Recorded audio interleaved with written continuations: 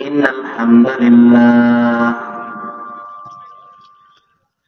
الحمد لله نحمده ونستعينه ونستغفره ونؤمن به ونتوكل عليه ونعوذ بالله من شرور أنفسنا ومن سيئات أعمالنا من يهده الله فلا مضل له ومن يضلله فلا هادي له وأشهد أن لا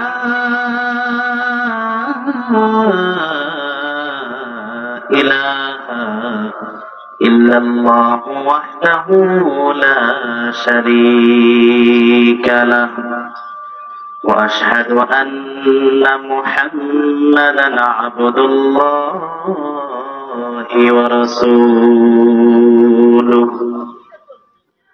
أما بعد فإن خير الحديث كتاب الله وخير الهدي هدي محمد صلى الله عليه وسلم وشر الأمور محدثاتها وكل محدثة بدعة وكل بدعة ضلالة وكل ضلالة في النار الذي أرسله بالحق بشيرا ونذيرا وداعيا إلى الله بإذنه وسراجا وقمرا منيرا فقد قال الله تبارك وتعالى في كلامه المجيد وفرقانه الحميد أعوذ بالله من الشيطان الرجيم بسم الله الرحمن الرحيم إنما المؤمنون الذين إذا ذكر الله وجلت قلوبهم وإذا تليت عليهم آياته زادتهم إيمانا وعلى ربهم يتوكلون الذين يقيمون الصلاة ومما رزقناهم ينفقون أولئك مؤمنون حقا لهم درجات عند ربهم ومغفرة ورزق كريم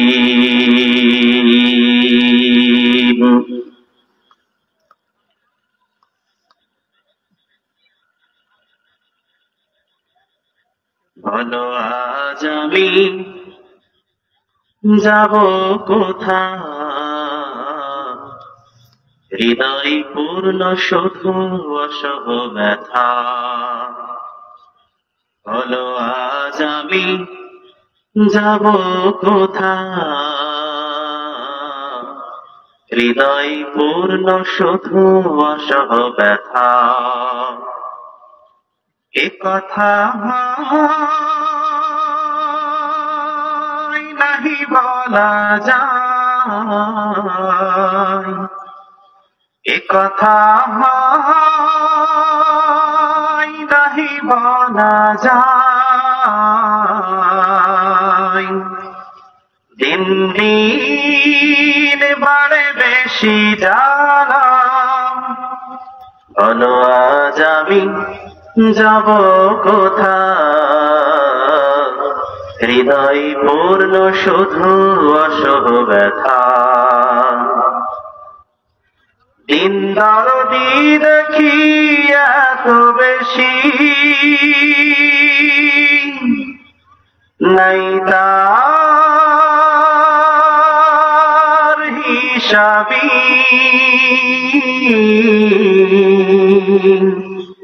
দিন দরদি দেখি এত বেশি, নাই তার হিসাবি। হৃদয় থেকে যে ভালোবাসে প্রভুকে, পাই না তাকে খুঁজি, তাকে পেলে হায় রাখিব সেথায়। তাকে পেলে হায় রাখিব সেথায়, যেথা থাকে মোর হিয়া, যেথা থাকে মোর হিয়া। বলো আজ আমি যাব কোথায়, হৃদয় পূর্ণ শুধু অসহ ব্যথা। উপাসনা গৃহ তব করিতে নির্মিত, সাজাও সভা মাহফিল। উপাসনা গৃহ তব করিতে নির্মিত, সাজাও সভা মাহফিল। অর্থ জানি লোকে দেখিলে না শুধু, দেখিলে জোর দিল।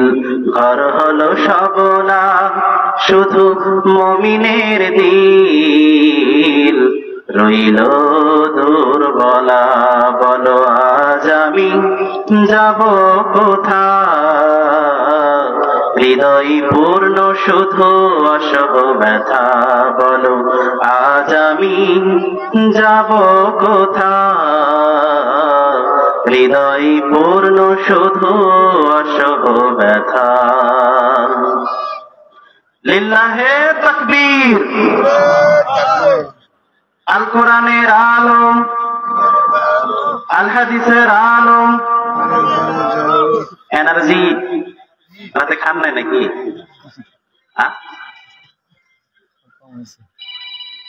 বেশি করে খাইতে হবে, রাতে একটু কম খাওয়াই সুন্নাহ। যাই হোক,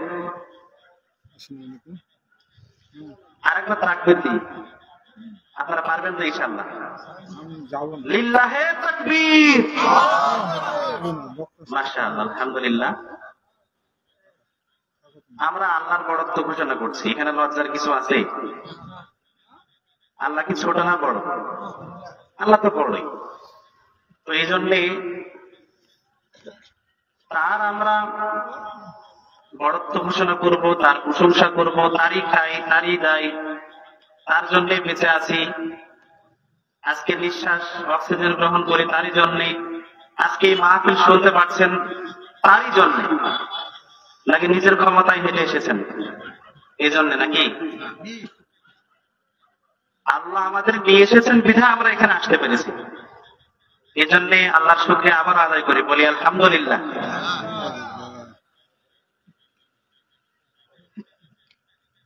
আমি যেখানে আলোচনা করতে যাই, শুরুতেই একটি বিষয় বলে নিই। আল্লাহ রাসূল সাল্লাল্লাহু আলাইহি ওয়াসাল্লাম যখন আবু বকর রাদিয়াল্লাহু তাআলা আনহুর ঘাড়ে হাত দিলেন, দিয়ে ইয়া আখিয়া বলে কাছে টানলেন, মানে হে আমার দিনী ভাই। কি বললেন? হে আমার দিনী ভাই। ঘাড়ে হাত দিয়ে কাছে টানছেন, হে আমার দিনী ভাই বলে। আল্লাহ রাসূল সাল্লাল্লাহু আলাইহি ওয়াসাল্লাম কাকে দিনী ভাই বলছেন? আবু বকর রাদিয়াল্লাহু তাআলা আনহুকে। এখন আপনাদের কাছে একটা প্রশ্ন থাকলো, আবু বকর রাদিয়াল্লাহু তাআলা আনহু আল্লাহ রাসূল সাল্লাল্লাহু আলাইহি ওয়াসাল্লামের কে হন? আমরা সবাই জানি কে হন? শ্বশুর ভাই। তো শ্বশুর আবার শ্বশুরকে ঘাড়ে হাত দিয়ে বলছে ইয়া আখিয়া, হে আমার দিনী ভাই। তো এই কথাটা আমি এজন্য বলে থাকি যে এখানে অনেকে আমার পিতৃ বয়সের আছেন, অনেকে দাদার মতো বয়সের আছেন, তো আমি সবাইকে যদি দিনের ক্ষেত্রে ভাই বলি আপনারা রাগ করবেন? আলহামদুলিল্লাহ সবাই এই কথাই বলে। তো আমরা দিনের ক্ষেত্রে সবাই ভাই ভাই, আমরা সবাই কি ভাই ভাই। এজন্যে আমি ছোট হলেও ভাই বললে রাগ করিয়েন না। আপনাদের সম্মুখে সূরাতুল আনফাল থেকে 3টি আয়াত পাঠ করেছি।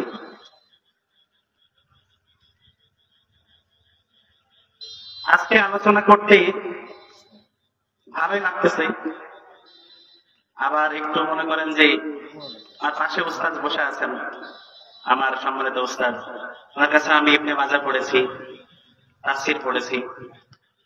উস্তাদের উসিলাতেই যাই হোক আপনাদের সাথে এখানে আসার একটা সৌভাগ্য আমার হয়েছে।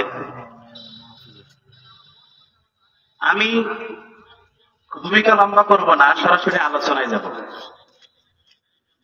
আপনাদের সম্মুখে সূরাতুল আনফালের কয়টি আয়াত পাঠ করেছি? 3টি আয়াত পাঠ করেছি। এই 3টি আয়াতকে কেন্দ্র করে আজকে আমি আলোচনা ইতি টানবো। মা তাওফীকি ইল্লা বিল্লাহ।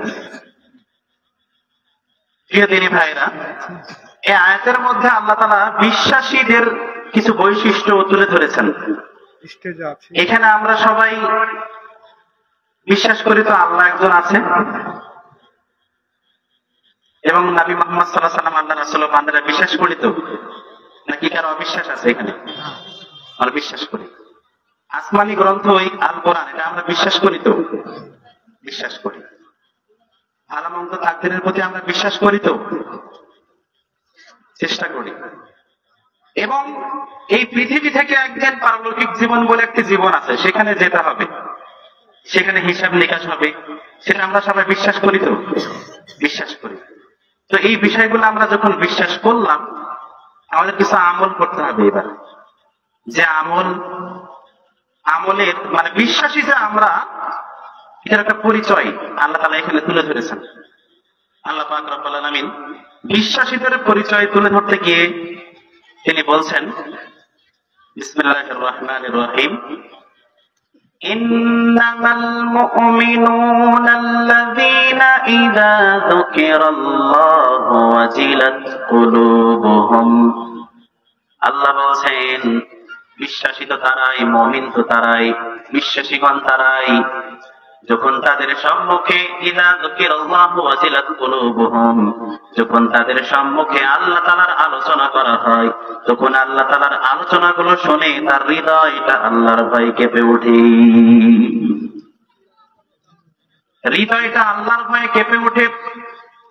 কোরআনের আলোচনা যখন শুনবে, আল্লাহর আলোচনা যখন শুনবে, মুজাহিদ রাহমাতুল্লাহি আলাইহি তাফসীর ইবনে কাসিরের মধ্যে উল্লেখ করেছেন, কোন এক বৈঠকে বিভিন্ন বিষয় নিয়ে আলোচনা চলছে, বিভিন্ন বিষয় নিয়ে আলোচনা চলতে চলতে হুট করে কোন এক বৈঠকে কোন এক লোক বলে দিল আল্লাহ। এই আল্লাহ নামটা শোনার পরে তার হৃদয়টা কেঁপে উঠবে, মনে করে নিতে হবে তার মধ্যে ঈমানদারদের বৈশিষ্ট্য রয়েছে। আল্লাহর ভয় অন্তরে জাগ্রত করতে হবে। আমাদের হৃদয়ে সবসময় কার ভয় থাকবে?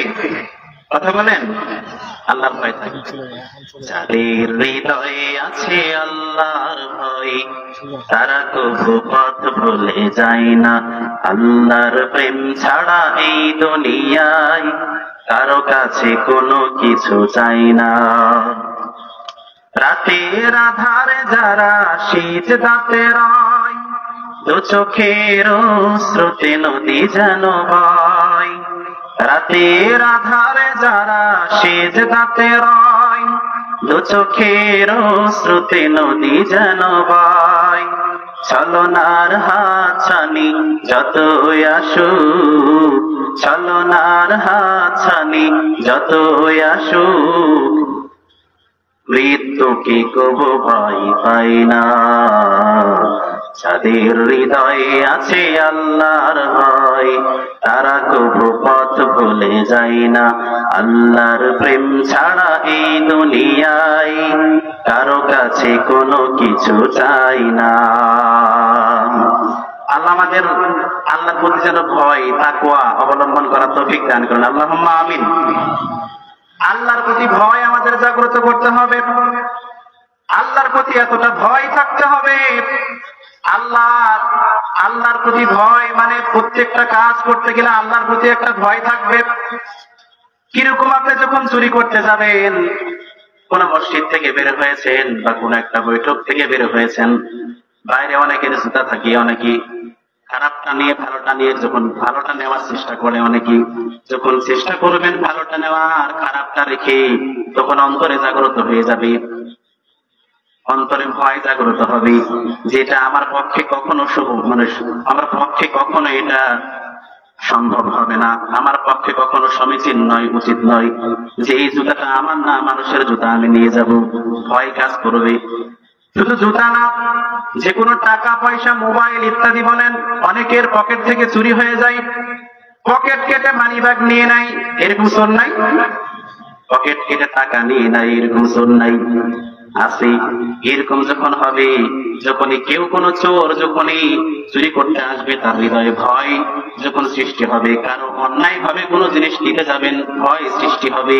আল্লাহ তাআলার ভয় অন্তরে সবসময় সৃষ্টি করতে হবে যে আমার পক্ষে কখনো এমন খারাপ কাজ করা কখনো সমীচীন হবে না, উচিত হবে না।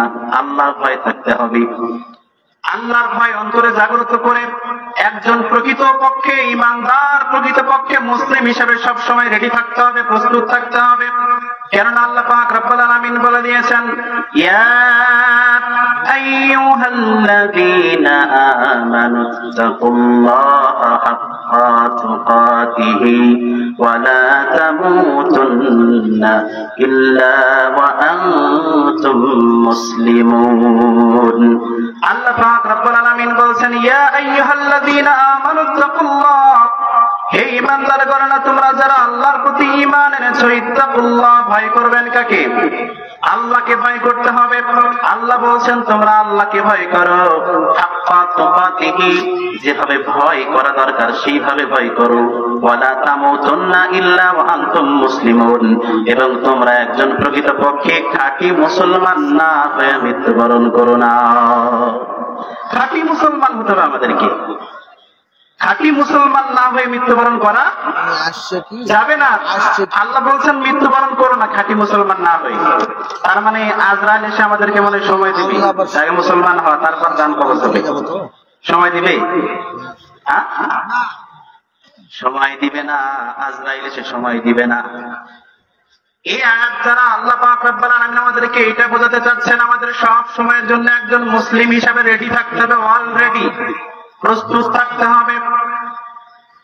একজন মুসলমানের বৈশিষ্ট্য, সে যখন মুসলিম হবে, মুসলিমের বৈশিষ্ট্য, ইসলাম 5টি স্তম্ভের উপরে দাঁড়িয়ে আছে। বিত্তশালী যারা লোক আছে তাদের জন্য 5টি, আর যারা বিত্তশালী লোক নয় তাদের জন্য 3টি, 2টি ছাড় দেওয়া হয়েছে। সেই 5টি বিষয় কি? একটি হাদিস, যে হাদিসটি যখন কোন ছাত্র কওমি মাদ্রাসায় পড়ে, প্রাথমিকভাবে অনেকে মুখস্থ করে থাকে হাদিসটি। আল্লাহ রাসূল সাল্লাল্লাহু আলাইহি ওয়াসাল্লাম বলছেন, আশ-শাহাদাত বুনিয়াল ইসলাম আলা খামসিন, মুসলিমদেরকে 5টি জিনিসের উপর বুনিয়াদ রাখা হয়েছে। একজন যে ব্যক্তি মুসলিম দাবি করবে, 5টি বিষয় তাকে অবশ্যই ফলো করার চেষ্টা করতে হবে। তার মধ্যে প্রথম নম্বরের কথা উল্লেখ করতে গিয়ে আপনাদের সম্মুখে বলতে চাই, তা হচ্ছে আশ-শাহাদাতি আল্লাহ ইলাহা ইল্লাল্লাহ, সে সাক্ষ্য প্রদান করবে আল্লাহ ছাড়া কোনো ইলাহা নাই, সাক্ষ্য দিবে আল্লাহ ছাড়া কোনো ইলাহা নাই, ওয়া আন্না মুহাম্মাদার রাসূলুল্লাহ, এবং মুহাম্মদ সাল্লাল্লাহু আলাইহি সাল্লাম আল্লাহর রাসূল ও বান্দা। এটা প্রথম নম্বর সাক্ষ্য থাকবে। ওয়া ইকামিস সালাত, এবং সালাত প্রতিষ্ঠা করবে। ওয়া ইতাইজ যাকাত, এবং যাকাত প্রদান করবে। আসওয়ামি রমাদান, রমাদান মাসে সিয়াম পালন করবে। আল হাজ, আসওয়ামি রমাদান, হজ পালন করবে এবং রমাদান মাসে সিয়াম পালন করবে। 5টি বিষয় অবশ্যই অবশ্যই একজন মুসলিম কেউ যদি দাবি করতে দাবি করে, যদি সে বিত্তশালী হয়, ধন সম্পদ থাকে, ধন সম্পদওয়ালা হয়, বিত্তশালী হয়, তাহলে তার জন্য 5টি বিষয় করা আবশ্যক। আর যদি বিত্তশালী না হয়, ধন সম্পদ না থাকে, দারিদ্র লোক, সেক্ষেত্রে তার জন্য 3টি বিষয় আবশ্যক। এক নম্বরে সে সাক্ষ্য দিবে আল্লাহ ছাড়া কোনো ইলাহা নাই এবং মুহাম্মদ সাল্লাল্লাহু আলাইহি ওয়াসাল্লাম আল্লাহ রাসূলের বান্দা। দ্বিতীয় নম্বরে সালাত প্রতিষ্ঠা করবে।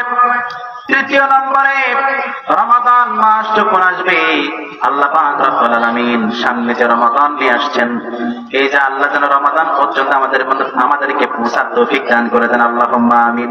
এই রমাদান মাসে সিয়াম পালন করবে। রমাদান মাস আল্লাহ পাক রব্বুল আলামিন কুরআন নাযিলের মাস রমাদান মাস, এবং এই রমাদান মাসের যে কোনো ইবাদত ডাবল নেকি আছে। তো এই রমাদান মাস উৎকৃষ্ট একটি মাস, যে মাসে আমরা যে কোনো আমল করি, আমলের অনেক সওয়াব আল্লাহ পাক রব্বুল আলামিন দেন। এই মাসটি হচ্ছে উৎকৃষ্ট একটি মাস, অন্যান্য মাসের চাইতে একটু আলাদা।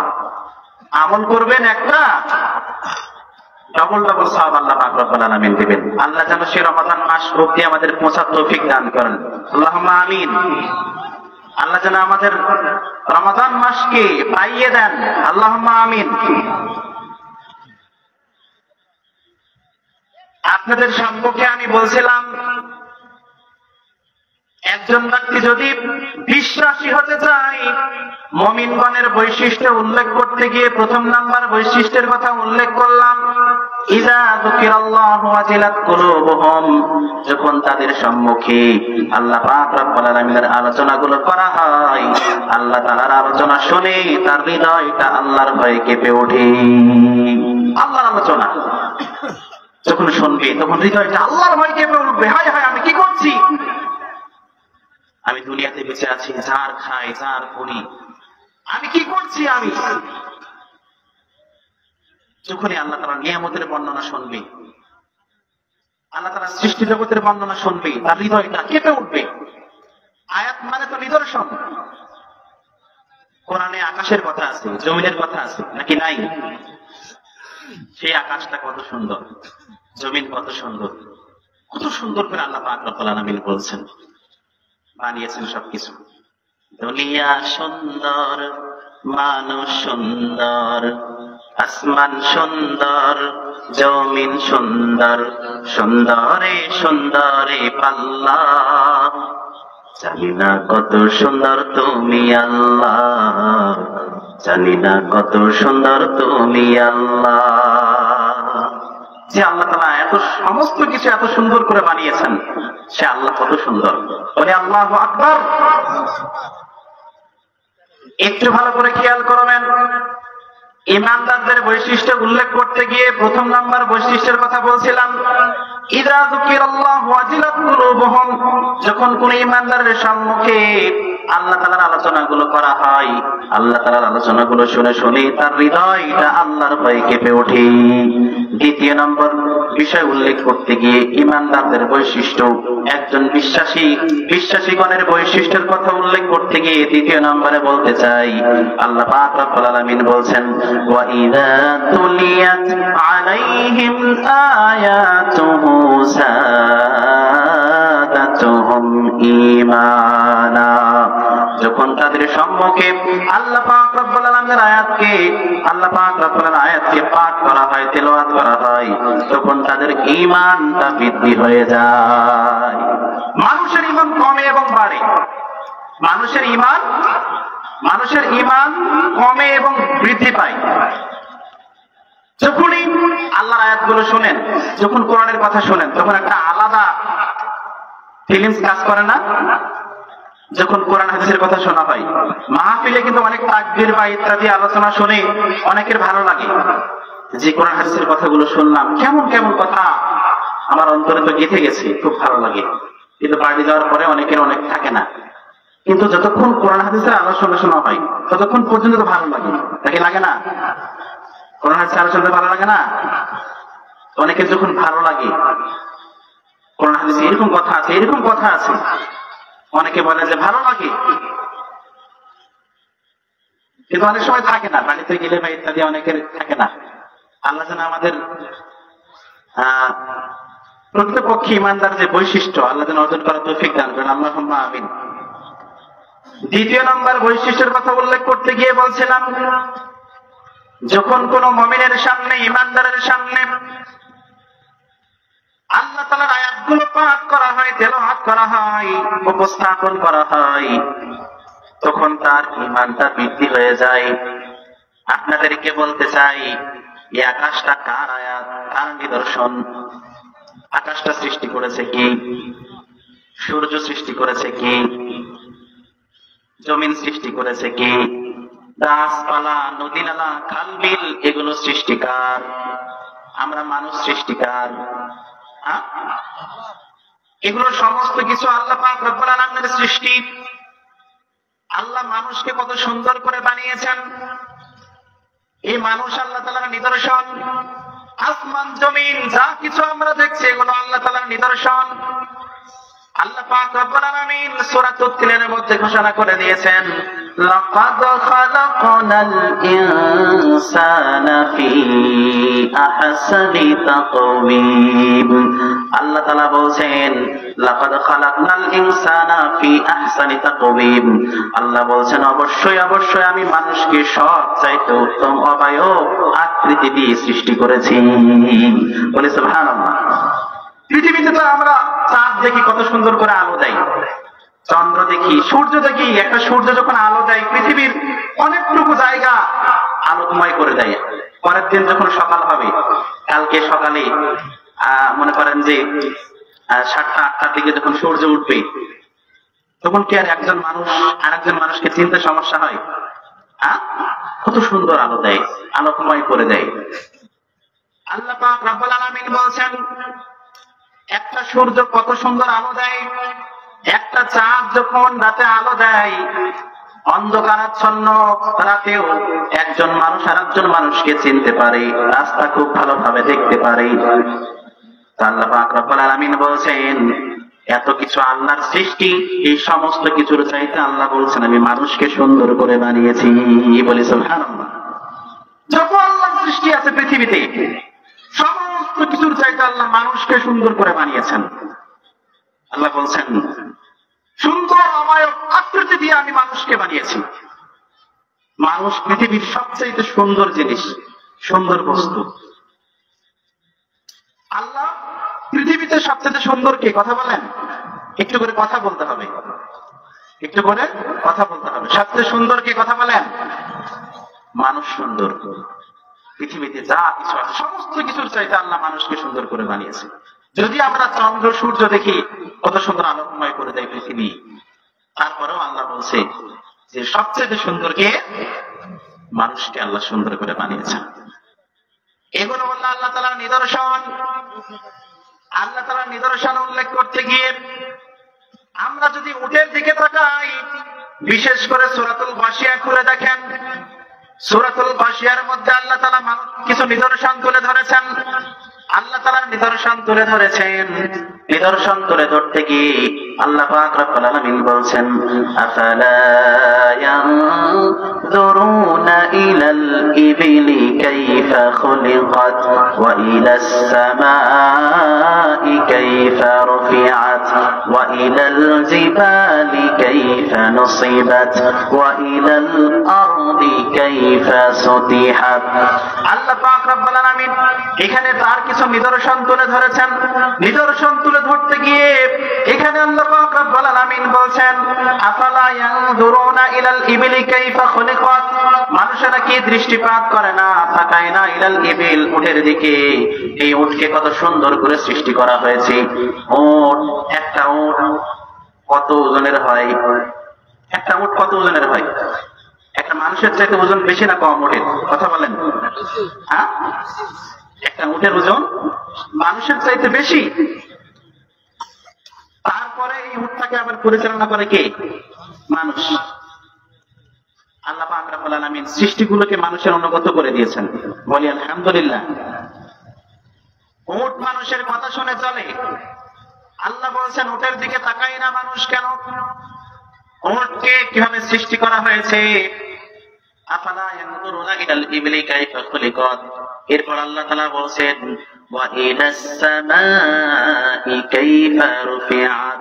মানুষেরা কি আকাশের দিকে তাকায় না? এই আকাশকে কি করে সমুচ্চিত করে রাখা হয়েছে, উঁচু করে রাখা হয়েছে। আপনাদেরকে বলি, এই আকাশের কোনো খুঁটি আছে, খাম্বা আছে? আজকে যদি এই সামিয়ানার নিচে যদি এই স্তম্ভগুলো না থাকতো, এই যে খুঁটিগুলো না থাকতো, সামিয়ানা কি উপরে থাকতো নাকি নিচে থাকতো? নিচে থাকতো। আল্লাহ বলছে মানুষেরা কি আকাশের দিকে তাকায় না? এই আকাশকে কি করে সমর্থিত করে রাখা হয়েছে, উঁচু করে রাখা হয়েছে। আবার যখন বিভিন্ন বিজ্ঞানীরা যখন চাঁদের দেশে যাচ্ছে, সেখানেও মাটি পাচ্ছে। কি পাচ্ছে? উপরে মাটি নাই, মাটি আছে। আকাশের এমন একটা জায়গা আছে যেখান থেকে মানুষকে ছেড়ে দেওয়া হয়, উপরে উঠবে। আর এমন জায়গা আছে যেখান থেকে ছেড়ে দেওয়া নিচের দিকে আসবে।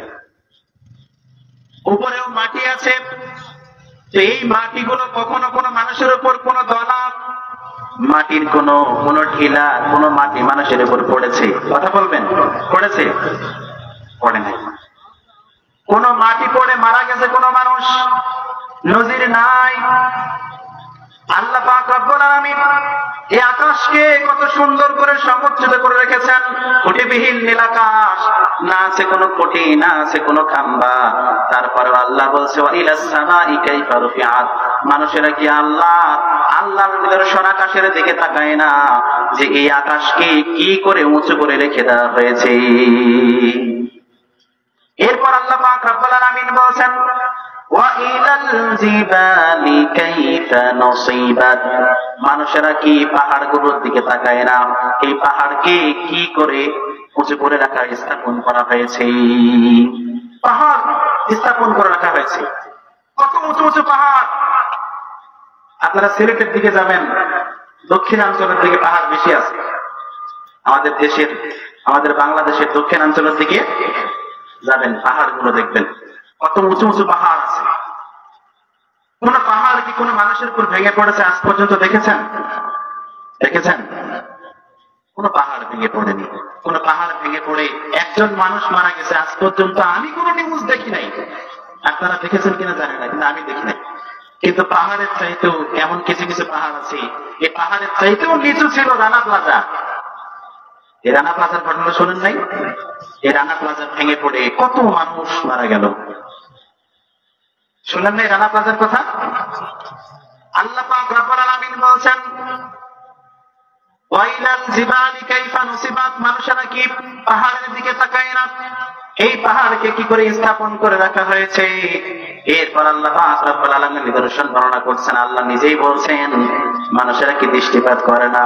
ওয়াইলাল আরদি কাইফা সুতিহাত। আল্লাহ বলছেন মানুষেরা কি জমিনের দিকে তাকায় না? এই জমিনকে কি করে বিস্তৃত করে দেওয়া হয়েছে, সমান করে দেওয়া হয়েছে। এই জমিনটাকে যদি আল্লাহ তাআলা উঁচু নিচু করে দিতেন, এটা পাহাড় থাকতো, তারপর আবার নিচে, আবার পাহাড়, আবার নিচে, উঁচু নিচু থাকতো। তাহলে কি আমার বাসা হলো মহাদেবপুরে, আমার চাকরি স্থল হচ্ছে নীলফামারী, কিন্তু আমার বাসা হচ্ছে নওগাঁ মহাদেবপুরে। এখন আপনাদেরকে বলি, ওখান থেকে 2 ঘন্টার মধ্যে আর কি 1.5 ঘন্টার মধ্যে এখানে পৌঁছা সম্ভব। যদি জমিনটা উঁচু নিচু হতো, তাহলে কি আমার পক্ষে এত তাড়াতাড়ি সম্ভব পৌঁছা এখানে হতো? কখনোই হতো না। আল্লাহ পাক রব্বুল আলামিন জমিনকে সুন্দর বিস্তৃত করে দিয়েছেন, সমান করে দিয়েছেন। রিকশা চালক, আপনাদের দিঘিরহাট থেকে যদি পুরমডাঙ্গা চৌমনি যায়, মাত্র 10 মিনিটেই পৌঁছা যেতে পারবে না? খুব শর্ট টাইমে চলে যেতে পারবে। শর্টকাট রাস্তা, খুব শর্ট টাইমে যেতে পারবে। কিন্তু যদি উঁচু নিচু হতো জমিনটা, আমাদের পক্ষে ভ্যান, ট্রাক, রিক্সা, বাস কোনো কিছুই চালানো সম্ভব হতো না। আল্লাহ পাক রব্বুল আলামিন যোগাযোগ ব্যবস্থাকে সহজ করে দিয়েছেন। আল্লাহ পাক রব্বুল আলামিন বলেন মানুষেরা কি জমির দিকে তাকায় না? এই জমিনকে কি করে বিস্তৃত করা হয়েছে, সমান করে দেওয়া হয়েছে। জমিন সমান হয়েছে, আল্লাহর নিদর্শন। এগুলো কি আল্লাহ তাআলার নিদর্শন। তো আল্লাহ পাক রব্বুল আলামিন বলেন ওয়াইদা তুলিয়াত আলাইহিম আয়াতুহু যাদাতুহুম ঈমানা। আল্লাহ পাক রব্বুল আলামিনের নিদর্শন যখন আয়াত যখন মানুষের সম্মুখে উপস্থাপন করা হয়, বিশ্বাসীদের 5টি বৈশিষ্ট্য আজকে আপনাদের সম্মুখে খুব শর্ট টাইমে উল্লেখ করবো ইনশাআল্লাহ। তন্মধ্যে 2য় নম্বর বৈশিষ্ট্যের কথা উল্লেখ করতে গিয়ে আপনাদের সম্মুখে বললাম যে ওয়াইদা তুলিয়াত আলাইহিম আয়াতুহু যাদাতুহুম ঈমানা, যখন কোন ঈমানদারের সম্মুখে আল্লাহ পাক রব্বুল আলামিনের নিদর্শনগুলো উপস্থাপন করা হয়, তখন আল্লাহ তাআলার নিদর্শনগুলো শুনে শুনে দেখে দেখে তার ঈমানটা বৃদ্ধি হয়ে যায়। বলি সুবহানাল্লাহ। আল্লাহ পাক রব্বুল আলামিনের নিদর্শন যা কিছু দেখছি সমস্ত আল্লাহর নিদর্শন। ঈমানদারদের 3য় নম্বর বৈশিষ্ট্যের কথা উল্লেখ করতে গিয়ে আপনাদের সম্মুখে বলতে চাই, আল্লাহ পাক রব্বুল আলামিন এখানে ঈমানদারদের বৈশিষ্ট্য উল্লেখ করেছেন। 3য় নম্বর বৈশিষ্ট্যের কথা উল্লেখ করতে গিয়ে আপনাদের সম্মুখে বলতে চাই, আল্লাহ পাক রব্বুল আলামিন বলছেন ওয়া আলা রাব্বিহিম ইয়াতাওয়াক্কালুন, আল্লাহ বলছেন তারা প্রতিটি ক্ষেত্রে একমাত্র আল্লাহর উপর ভরসা করবে। আল্লাহ ছাড়া কারোর উপর ভরসা করা যাবে? ভরসা করা যাবে না। একটা বাস চালককে আমরা যে পরিমাণের ভরসা করি, আল্লাহকে আমরা এই পরিমাণের ভরসা করতে পারি না। একটা ট্রাক চালককে যে পরিমাণের ভরসা করে, আল্লাহকে এত পরিমাণের ভরসা আমরা করতে পারি না। এখান থেকে যে ঢাকার কোচগুলো আছে, গাড়িগুলো আছে, আপনি আমি যখন ঢাকা যাই, এখান থেকে বলেন আপনার রাজশাহী যাই, নওগাঁয় যাই, যেখানেই যাই, বাসে করে আমরা অনেক সময় যাই কি যাই না? একটা ড্রাইভার গাড়ি চালায়, সিটে বসে থাকতে থাকতে সিট যদি একটু ভালো হয় ঘুম চলে আসে, আসে না? তার মানে আপনার ওই ড্রাইভারের প্রতি একটা বিশ্বাস আছে যে সেই গাড়ি চালাচ্ছে, সামনে এত সুন্দর করে দেখে গাড়ি চালাবে যে আমার কোনো অ্যাক্সিডেন্ট হওয়ার কোনো সম্ভাবনা নাই, সেটা দেখে গাড়ি চালাচ্ছে। তাহলে আমার একটু ঘুমাতে সমস্যা কি? মানে আপনার আমার ড্রাইভারের প্রতি এত বিশ্বাস, কিন্তু আমরা আল্লাহর ক্ষেত্রে, চাওয়ার ক্ষেত্রে বিশ্বাস অবলম্বন করতে পারি না। যে কোনো কিছুর প্রয়োজন, টাকার প্রয়োজন, গাড়ির প্রয়োজন, নারীর প্রয়োজন, বাড়ির প্রয়োজন, সমস্ত ক্ষেত্রে চাইবো কার কাছে? কথা বলেন, আল্লাহর কাছে চাইবো। আল্লাহ রাব্বুল আলামিন বলছেন আস্তাজিব লাকুম, আল্লাহ বলছেন তোমরা আমার কাছে চাও, আমি তোমাদের ডাকে সাড়া দেওয়ার জন্য প্রস্তুত আছি। বলি আল্লাহু আকবার। আল্লাহ পাক রব্বুল আলামিন সব সময় রেডি থাকেন। আল্লাহ ঘুমান না, খান না, করেন না। আল্লাহ তাআলার কোনো কিছুর জন্য বিরতি নেওয়ার প্রয়োজন হয় না। আমরা একবার খেলে, জোহরের সময় খেলে একটু কাজ না হলে বলুন, আপনার এমনিতেই চোখ অনেক সময় কারণ ভুলে যায়, হয় কি হয় না?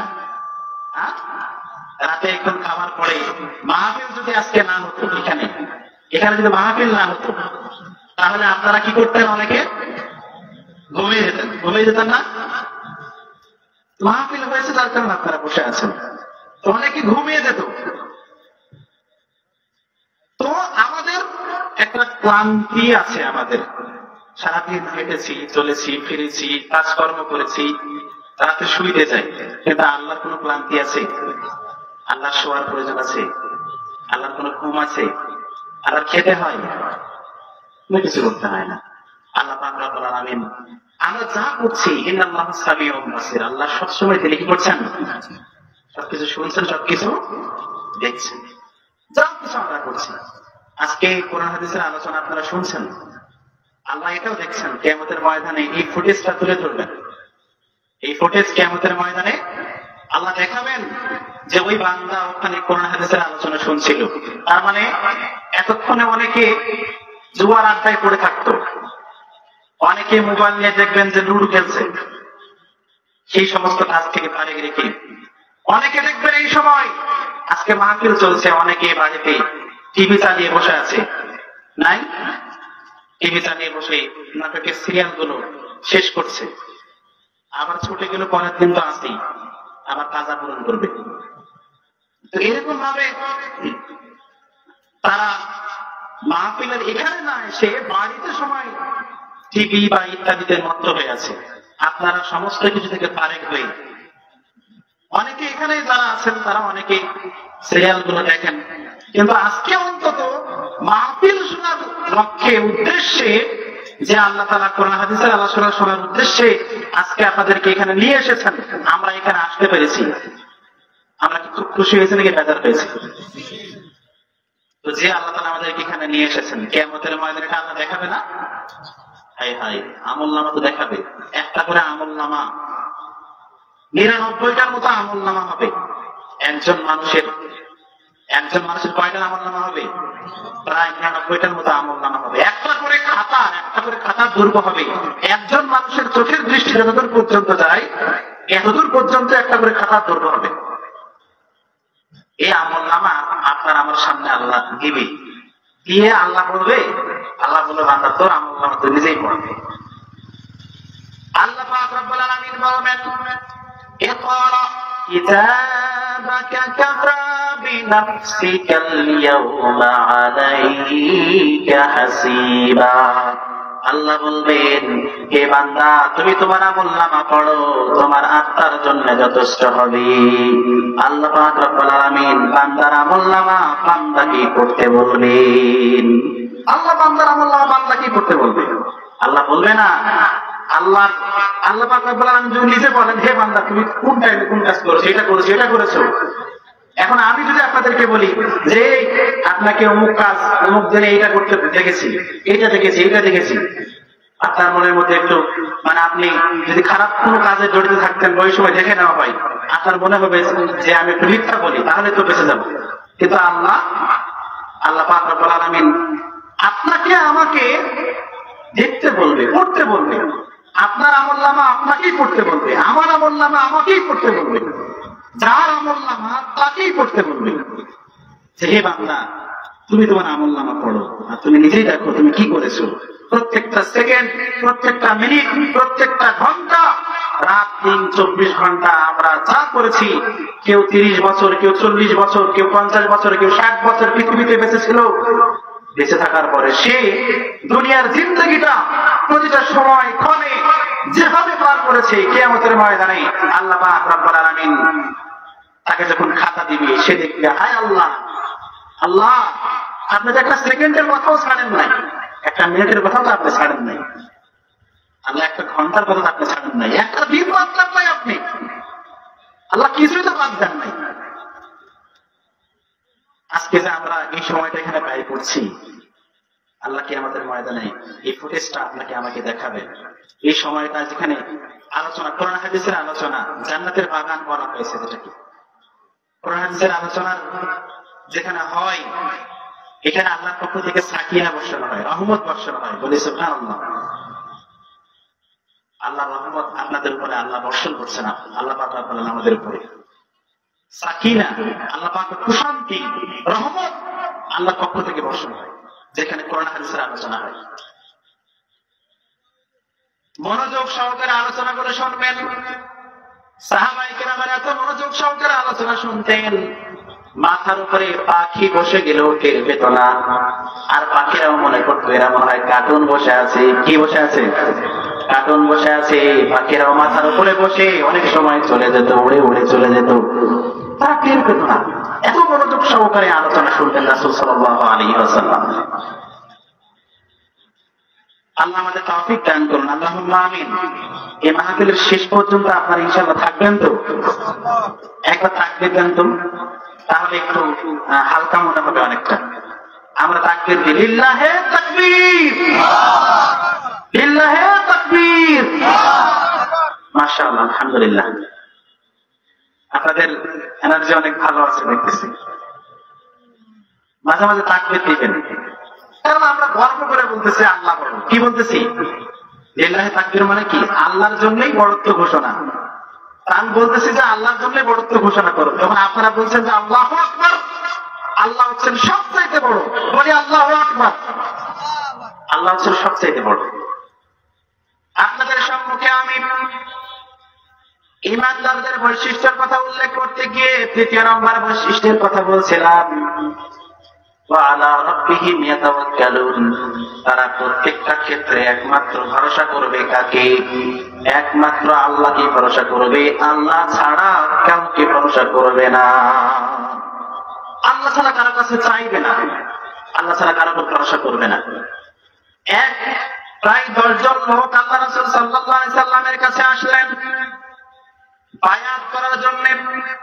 আল্লাহ রাসূল সাল্লাল্লাহু আলাইহি ওয়াসাল্লাম 10 জনের মধ্যে 9 জনকে বায়াত করালেন, আর একজনকে করালেন না। ওই লোকটা বলছে, ইয়া রাসূলুল্লাহ, আপনি আমরা আসলাম 10 জন, করালেন 9 জনকে, এর কারণ কি? আমার কি অপরাধ? আপনার সাথে কখনো তো আমার কোনো গন্ডগোল ফাসাদ বা কোনো কিছু হয়েছে বলে মনে হয় না। আমার কি অপরাধ যে আপনি 10 জনের 9 জনকে বায়াত করালেন, কিন্তু আমি অধমকে বায়াত করালেন না? আমার কি অপরাধ? আল্লাহ রাসূল সাল্লাল্লাহু আলাইহি সাল্লাম বললেন, তোমার হাতের দিকে তাকাও। হাতে ওইটা কি? বলে, এটা সুতা বেঁধেছি। এই বালাটায় সুতাটি কেন বেঁধেছো? বলে, এটা আমি এই জন্য বেঁধেছি, এটা আমার রোগ নিয়ন্ত্রণ হবে, রোগ থেকে আমি মুক্তি পাবো, এই জন্য আমি বেঁধেছি। আল্লাহ রাসূল সাল্লাল্লাহু আলাইহি সাল্লাম বললেন, আনজিহা, খুলে ফেলে দাও, লা তাজিদুকা ইল্লা ওয়াহদান, এটা তোমার রোগকে বাড়ানো ছাড়া কমাতে পারবে না। আমরা যে বালা পড়ি, অনেকে কালো বালা পড়ে, লাল বালা পড়ে। এই যে কালো লাল বালা বা সুতাগুলো পড়ে, কেন পড়ে? এই যে সুতা, হাতে যে সুতাগুলো পড়ে, এই সুতা কেন পড়ে জানেন? একটা ইতিহাস আছে হিন্দুদের। আপনার হিন্দুদের দেবতা আছে, আপনার এই ইন্দ্র নামে একজন দেবতা আছে। তো এই ইন্দ্র দেবতা এবং অসুরদের মাঝে আপনারা তাদের ইতিহাসগুলো খুলে দেখবেন, মানে তারা যেটা বলে আর কি, যে এই জন্য আমরা পড়ি, তারা যেভাবে পড়ে, মানে এগুলো তো সংস্কৃতি আমাদের না, এটা মুসলমানের সংস্কৃতি। কথা বলেন, এটা হচ্ছে বিজাতীয় সংস্কৃতি। তারা বলে যে ইন্দ্র রাজ নামে আপনার একজন দেবতা, ইন্দ্ররাজ নামে একজন দেবতা এবং অসুর, তাদের মাঝে একটা দ্বন্দ্ব সৃষ্টি হয়। তো ইন্দ্ররাজ ভাবতেছে, মানে খুব চিন্তায় পড়ে আছে যে অসুরদের শক্তি তো অনেক, এই শক্তি থেকে বাঁচতে হলে সে কি করবে, খুব চিন্তায় পড়ে গেল। তো তখন ইন্দ্রাণী তার স্ত্রী ইন্দ্রাণী তাদের থেকে তাদের শক্তিকে, তাদেরকে পরাজয় করার জন্য, তাদের কাছে বিজয় লাভ করার জন্য সে আপনার একটা লাল সুতার একটা মালা তৈরি করলো, আর ওই মালাটা রাজা ইন্দ্রকে পড়াই দিল। রাজা ইন্দ্র যখন মালা গলায় পড়েছে, যুদ্ধে নেমে গেছে, যুদ্ধে জয় লাভ করেছে। আর এই জয় লাভ করেছে অশুভ শক্তিকে, তারা যেটা বলে যে অশুভ শক্তি থেকে আমাদের দেবতা বেঁচে গেছে, জয় লাভ করেছে। কার কারণে জয় লাভ করেছে? সুতার কারণে জয় লাভ করেছে। এই জন্য অশুভ শক্তি থেকে মুক্তি পেতে শয়তান, জিন বলেন বা খারাপ কিছু থেকে, মানুষের কুকর্ম ইত্যাদি, মানুষ যাতে করে মানুষের উপরে কোন রকম খারাপ আচরণ না করতে পারে, এরকম কাজ থেকে মুক্তি পেতে তারা এই সুতাগুলো পরে থাকে। তাদের ইতিহাসে এরকম, আমরা মুসলমানও অনেকে পড়ে থাকি। ইতিহাসগুলো খুলে দেখেন। আমরা তো মুসলিম জাতি, আমরা কি ইহুদি খ্রিস্টান? আমরা মুসলিম জাতি, আমরা কেন পড়বো? আল্লাহ রাসূল বলছেন যে আনজিহা, ওটা খুলে দাও, ওটা তোমার কোনো উপকার করতে পারবে না। অনেকে তাবিজ করে, এটা আমাদের পক্ষে কখনো উচিত নয় সেগুলো পড়ার। আমরা আল্লাহর উপর ভরসা করবো, আল্লাহর কাছে চাইব। এমন কিছু কিছু সূরা আছে যেগুলো পাঠ করলে শয়তান জিনের আসর থেকে মুক্তি পাওয়া যায়। রাতে বিশেষ করে যখন ঘুমাবেন, সূরা ইখলাস, সূরা ফালাক, সূরা নাস পড়ার চেষ্টা করবেন। আল্লাহ পাক রব্বুল আলামিন দুষ্ট জিনের হাত থেকে আপনাকে বাঁচাই দিবেন, তার আসর কোনো থাকবে না। এগুলো নিয়মিত পাঠ করার চেষ্টা করবেন। আল্লাহ রাসূলকে জাদুটনা করা হয়েছিল, করা হয়নি? আল্লাহ রাসূলের জাদুটনা শিকার হয়েছিলেন। সূরা নাস, ফালাক এগুলো পড়ে সেখান থেকে আল্লাহ পাক রব্বুল আলামিন মুক্তি দিয়েছেন। বলি সুবহানাল্লাহ। এই জন্য এগুলো থেকে আমাদের বেঁচে থাকতে হবে। আমাদের ভরসা করতে হবে কাকে? কথা বলেন, আল্লাহকে ভরসা করতে হবে এবং সমস্ত ক্ষেত্রে ভরসা থাকবে আল্লাহর উপরে। এবং কারো কাছে যাওয়া যাবে না, কোন পীরের কাছেও যাওয়া যাবে না, কারো শরণাপন্ন এমনি বলেন, আপনার বাটি বলেন, অনেক সময় একটা জগের প্রয়োজন হয়, পানির প্রয়োজন হয়, স্বাভাবিকভাবে যেগুলো মানুষ দিতে পারে, একটা বাসন কোসনের প্রয়োজন হয়, আপনার অন্যের বাড়িতে গিয়ে চাইতে পারি, সমস্যা নাই। কিন্তু সন্তান চাওয়ার ক্ষেত্রে আমরা চাইবো কার কাছে? কথা বলেন, আল্লাহর কাছে চাইবো। কিন্তু অনেকে অনেক গাধা আছে, পীরের কাছে গিয়ে চাই না। আমি সিলেটে গেছিলাম, সিলেটে শাহজালালের মাজারে আমি যখন উঠলাম, ধাপি থেকে সিঁড়ি দিয়ে উপরে উঠতে হয়, একটু উপরে উঠতে হয়, যারা গেছেন তারা জানেন। একটু উপরে ওঠার পরে একজন লোককে দেখলাম, মাইক্রো থেকে নেমেই লোকটা উপরে উঠলো, উপরে উঠে একটা দিয়ার জ্বালানো। দিয়ার বুঝেন তো, যারা হিন্দু কালী পূজার দিনে বিশেষ করে তারা দিয়ার বেশি জ্বালায় থাকে। এটা কোন পূজা? তাদের যে কালী পূজা হয়, কি পূজা হয়? কালী পূজার দিনে বিশেষ করে দিয়ার গুলো জ্বালায় থাকে। তো এরকম কিছু দিয়ার ওখানে জ্বালালো, মোমবাতি জ্বালায়, দিয়ার জ্বালায়। জ্বালানোর পরে সে লোকটা সেজদায় পড়ে গেল। সেই সেজদা যেমন তেমন সেজদা না, 2 হাঁটুর উপর ভর করে সেজদা না, একবারে শুয়ে থেকে সেজদা। কি করে? একবারে শুয়ে গেল, মাটিতে ভোর পিঠে শুয়ে থেকে সেজদায় পড়ে গেছে। গিয়ে সে তার মুখের দিকে একটু লক্ষ্য করলাম, সে যেন কিছু মনে হয় তার কাছে চাইছে। আপনাদেরকে আমি বলি, এই শাহজালাল, শাহপরান ওনারা কিন্তু মানুষ হিসেবে অনেক ভালো ছিলেন। আমাদের দোষ কেউ দেয়? কেউ দোষ দেয় না ওনাদের। কিন্তু তারা আল্লাহর ওলি বলেছিলেন বলে তারা মারা গেছেন, তাদের কবরে তাদের উসিলায় যারা চাচ্ছে